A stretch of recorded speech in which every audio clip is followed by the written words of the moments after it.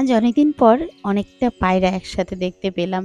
দেখো কি সুন্দর দলবদ্ধভাবে সারি সারিভাবে এসে বসে একসাথে খেলো, আবার একসাথেই উড়ে গেল।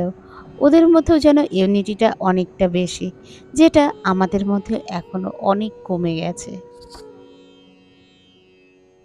নমস্কার বন্ধুরা, আমি রিঙ্কু। আমার এই রিঙ্কু তুলি ব্লগার চ্যানেলে সবাইকে ওয়েলকাম। কেমন আছো তোমরা? আশা করছি তোমরা বেশ ভালো আছো, আর আমিও মোটামুটি ভালোই আছি। আজকে বেশ কয়েকদিন ধরে ঠিকঠাক ব্লগ দিচ্ছি না। জানি এটা কিছুটা আমারও কাজের জায়গায় ঘাটতি হচ্ছে, এই জন্য হয়তো আমার ভিউজও কমে যাচ্ছে। কিন্তু কি বলো তো, পারিপার্শ্বিক অনেক কিছু পরিস্থিতির জন্য মাঝে মাঝে আমার এরকমটা হয়ে যাচ্ছে। কিছু করার নেই, আমিও পারছি না সব দিক সামলে উঠে ভয়েস ওভার করতে। ভিডিও করা হচ্ছে, কিন্তু সেটাকে আর ভয়েস ওভার করা হচ্ছে না, বা সেটাকে সুন্দর করে গুছিয়ে তোমাদের সামনে প্রেজেন্টেশন করার ইচ্ছেটা খুব কমে যাচ্ছে। জানি না এই জায়গাটা কবে আবার ফিল আপ করে আসতে পারবো।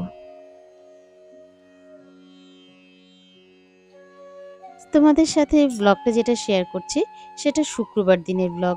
খুব সকাল সকাল ঘুম থেকে উঠে কিছুক্ষণ এদিক ওদিক হাঁটাহাঁটি করলাম, আর তারপর এই যে রান্নাঘরে চলে এসেছি। বাসনগুলো তুলে নিলাম, যেগুলো আগের দিনের বাসন ধোয়া ছিল সেগুলোকে আগে তুলে নিলাম।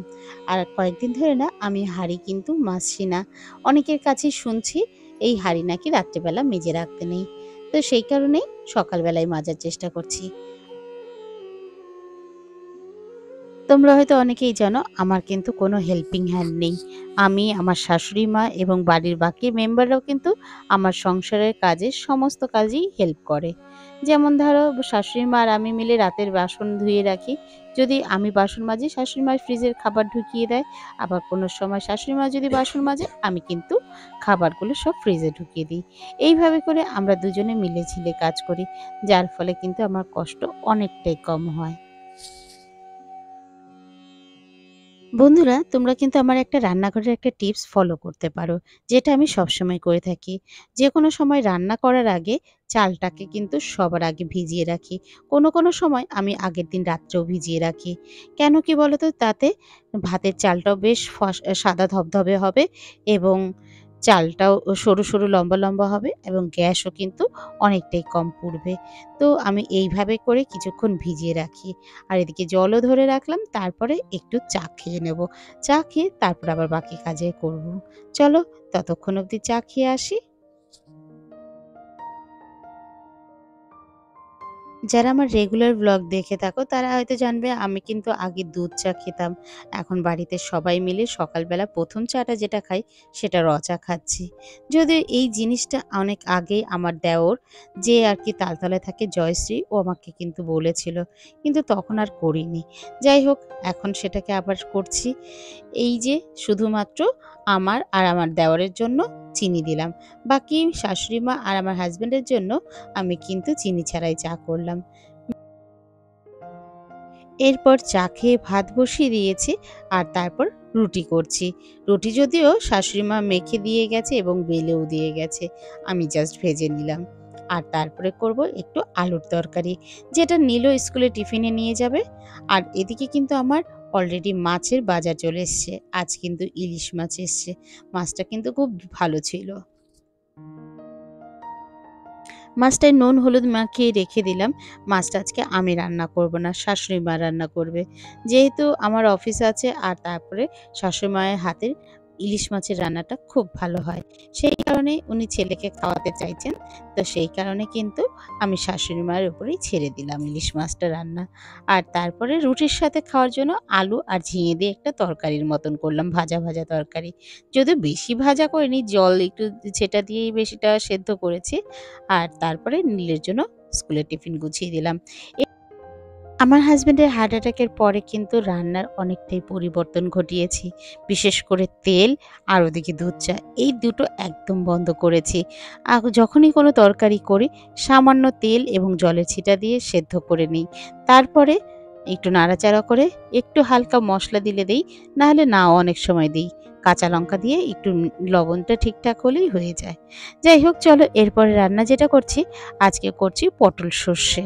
চলো পটল সর্ষেটা কিভাবে করি, এটা যদি আমি একটা শর্ট ভিডিও বানিয়েছি, জানি না ওটা কবে ঠিকঠাক দিতে পারবো, তো ভাবলাম এটা ভিডিওতেই দিয়ে দিই।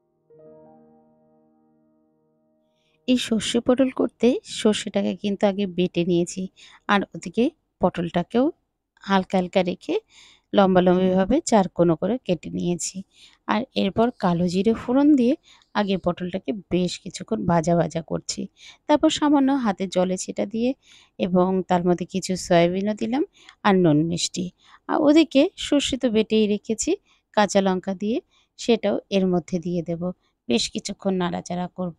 নাড়াচাড়া করতে করতে গা মাখা হয়ে আসলে সামান্য একটু ঝোলও দেব।